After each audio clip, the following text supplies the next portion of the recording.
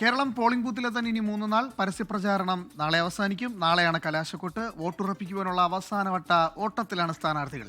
പ്രചാരണം കൊഴുപ്പിക്കാൻ ദേശീയ നേതാക്കൾ ഇന്ന് കേരളത്തിലെത്തും. വിവരങ്ങളുമായി തിരുവനന്തപുരത്ത് നിന്നും അജ്മൽ ദിറാർ ഉണ്ട്. അജ്മൽ, കേന്ദ്ര നേതാക്കളൊക്കെ എത്തി പ്രചാരണം കൊഴുപ്പിക്കുകയാണ്. എന്തായാലും നാളെ കൊട്ടിക്കലാശത്തിന് മുൻപ് വോട്ടുറപ്പിക്കുവാനുള്ള നെട്ടോട്ടത്തിൽ തന്നെയാണല്ലേ മുന്നണികൾ? അനൂപ്, പരസ്യപ്രചാരണത്തിന്റെ അവസാനം കുറിച്ചുകൊണ്ടുള്ള കൊട്ടിക്കലാശം നാളെ വൈകിട്ടോടെ അവസാനിക്കുന്നതിന് മുന്നോടിയായി മുന്നണികളും സ്ഥാനാർത്ഥികളുമൊക്കെ പ്രചാരണം തകൃതിയിൽ മുന്നോട്ട് കൊണ്ടുപോകുന്ന കാഴ്ചകളാണ് ഇപ്പോൾ നമുക്ക് തലസ്ഥാനത്ത് നിന്നടക്കം കാണാൻ സാധിക്കുന്നത്. പരിമിതമായ ദിവസം മാത്രമാണ് പ്രചാരണത്തിന് ലഭിച്ചതെങ്കിലും പാർട്ടികളെ സംബന്ധിച്ചിടത്തോളം അവരുടെ പ്രചാരണ പ്രവർത്തനങ്ങൾക്ക് യാതൊരുവിധ പരിമിതിയും ഇല്ലാത്ത കാഴ്ചയും നമ്മൾ സാക്ഷ്യം വഹിച്ചിട്ടുണ്ടായിരുന്നു.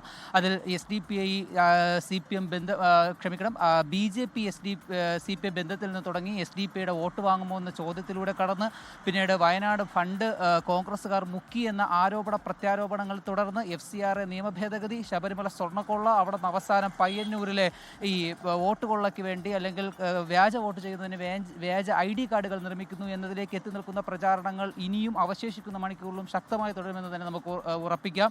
ഏതായാലും ഈ നാളെ വൈകിട്ട് നടക്കുന്ന കൊട്ടിക്കലാശത്തിന് പിന്നാലെയുള്ള നിശബ്ദ പ്രചാരണത്തിന് ശേഷം 2.71 കോടി വോട്ടർമാരാണ് ഭാവി കേരളത്തിൻ്റെ രാഷ്ട്രീയം തീരുമാനിക്കുന്നതിന് വേണ്ടി ആരാണ് ഭരണ സാന്നിധ്യത്തിലേക്ക് വരേണ്ടതെന്ന് തീരുമാനിക്കുന്നതിന് വേണ്ടി കേരളത്തിൻ്റെ പോളിംഗ് ബൂത്തുകളിലേക്ക് എത്തുന്നത്. ഏതായാലും അവരെ കയ്യിലെടുക്കുന്നതിന് വേണ്ടി കാടിളക്കിയുള്ള പ്രചാരണങ്ങൾ മുന്നണികൾ സജീവമാക്കുന്നതിന് പിന്നാലെ ദേശീയ നേതാക്കളും ഇന്ന് കേരളത്തിൽ തലസ്ഥാന ജില്ലയിലടക്കം തമ്പടിക്കുന്നുണ്ട്.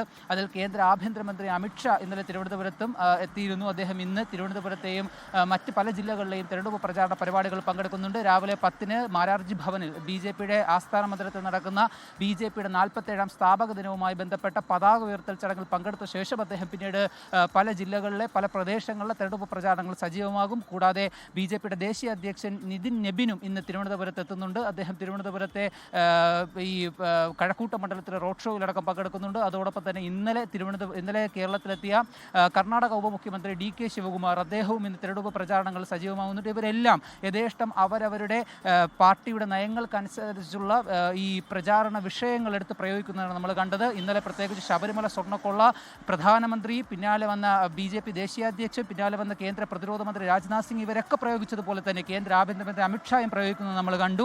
അതിൻ്റെ തുടർച്ച തന്നെയാകുമോ ഇന്നും ആഭ്യന്തരമന്ത്രിയുടെ പ്രചാരണ പ്രവർത്തനങ്ങൾ സജീവമാകുന്നത് തന്നെ നോക്കിക്കാണണം. അതോടൊപ്പം തന്നെ FCRA വിഷയം BJPയെ സംബന്ധിച്ചിടത്തോളം പ്രതിരോധത്തിലാക്കിയിട്ടുണ്ട്. അതിൽ കൂടുതൽ അനുനയത്തിലേക്ക് കടക്കുവാനുള്ള ശ്രമങ്ങളും അവർ നടത്തുന്നുണ്ട്. അതുകൂടാതെ ഇന്നലെ മണലൂരിലും തൃശ്ശൂരിലും നടന്ന കിറ്റ് വിവാദത്തിലടക്കം BJPയുടെ വിശദീകരണങ്ങളും അമിത്ഷായിൽ നിന്നും BJP നേതാക്കളിൽ നിന്നും നമുക്ക് പ്രതീക്ഷിക്കാവുന്നതാണ്. അതോടൊപ്പം തന്നെ കോൺഗ്രസിനെ സംബന്ധിച്ചിടത്തോളം അവർ ഈ വോട്ട് ഡീൽ ആരോപണം ഇപ്പോഴും തുടർന്ന് ഉന്നയിക്കുന്നുണ്ട്. ആ വിഷയങ്ങൾ തന്നെ അവർ ഉറച്ചു നിൽക്കുമോ എന്ന് നമുക്ക് നോക്കിക്കാണേണ്ടതുണ്ട്. ഏതായാലും കാടിളക്കിയുള്ള പ്രചാരണങ്ങൾ, അവസാനവട്ട പ്രചാരണ പ്രവർത്തനങ്ങളിൽ മുന്നണികൾ സജീവമാകുമ്പോൾ രാഷ്ട്രീയ കേരളം ഉറ്റുനോക്കുന്നത് എന്തായാലും മെയ് 4-ന് വരുന്ന ഫലത്തിൽ തന്നെയാകുമെന്ന് ഉറപ്പാണ്. അനൂപ്,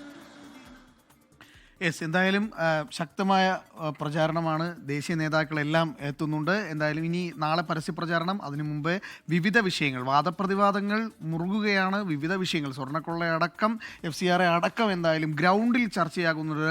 ഇത് വോട്ടർമാരിലേക്ക് എത്തി അത് വോട്ടായി മാറുമോ, അത് ആരുടെ വോട്ട് ബാങ്കിലേക്ക് വീഴും എന്നുള്ളത് മാത്രം നമ്മൾ ഇനി നോക്കിയാൽ മതി. എന്തായാലും നാളെ പരസ്യപ്രചാരണം കൊട്ടിക്കയറുന്നതിന് മുമ്പ് അവസാന ലാപ്പിൽ അവസാന പ്രചരണം എന്ന് തന്നെയാണ് അജ്മൽ ദിറാർ റിപ്പോർട്ട് ചെയ്തത്.